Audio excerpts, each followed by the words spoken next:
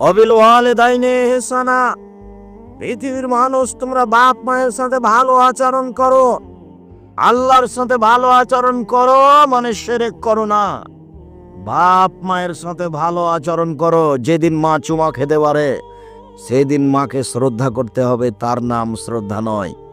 যেদিন মা শতবার আব্বু খাও বলে আদর করে সেদিন মাকে সম্মান করতে হবে, সেদিন আসলে তার নাম সম্মান নয়।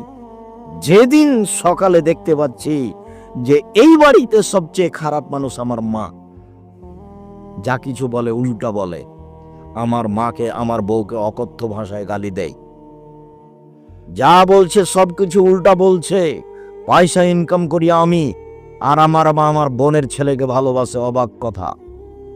আমাকে দেখতেই পারে না, যা বলে সবই উল্টা বলে, এই কথাও ঠিক। এই বাড়িতে সবচেয়ে খারাপ মানুষ আমার মা আর বাপ। সেদিন বাপ মাকে ভালোবাসার নাম ভালোবাসা। মা উল্টা কথা বলছে, এই কথাই ঠিক। মা উল্টা কথা বলছে, এই কথাই ঠিক। এর পরেও একবারে এরকম শব্দ বলা নিষেধ আছে। ও কত বড় সম্মানী ছেলের কাছে, মেয়ের কাছে, এটা ভাষা দিয়ে উল্লেখ করা কঠিন।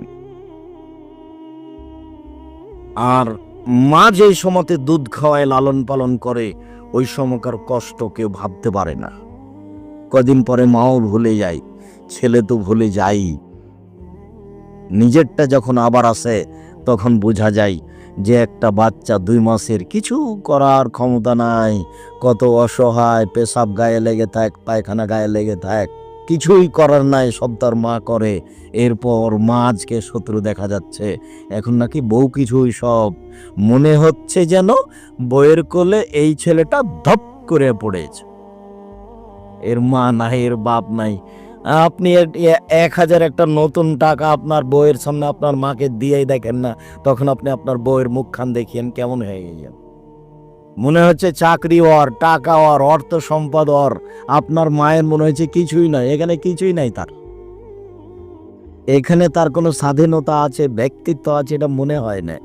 আর এত টাকা ইনকাম করেন আপনার মা, তো এটা টাকা সামলাতে পারবে না। তখন আপনি মনে করেছেন যে সব টাকা আমার বউ দেখবে, তো ঠিক আছে দেখুক।